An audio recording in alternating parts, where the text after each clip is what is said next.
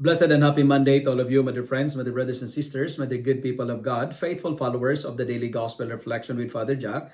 My dear kababayans, today is September 22, 2025, and today is Monday within the 25th week in Ordinary Time, Year C. Today's Gospel is from the beautiful and the wonderful account of the Gospel of Luke, chapter 8, verses 16 to 18.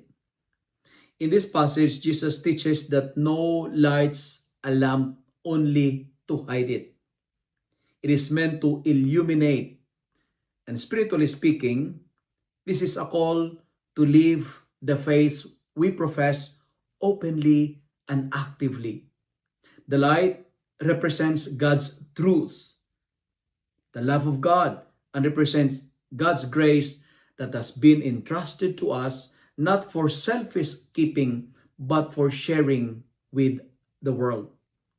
Jesus warns that how we receive and act upon His word matters.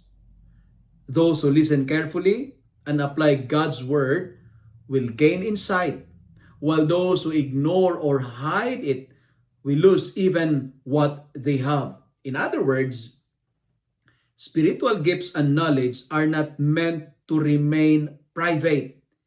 They are meant to be lived, to be shared, and be multiplied in service to others.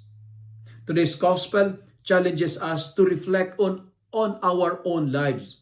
And it's good to ask this question: are we hiding the light of Christ, keeping faith and love to ourselves, or are we letting it shine through our words, through our actions, and most especially through our presence?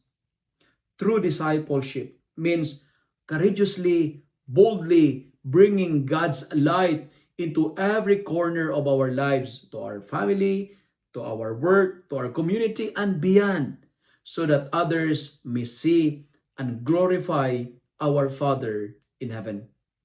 My dear friends, my dear brothers and sisters, let your light shine. If you love and like this reflection, kindly share it with your friends, share it with your family, make the word of God viral so that many will be blessed. Amen.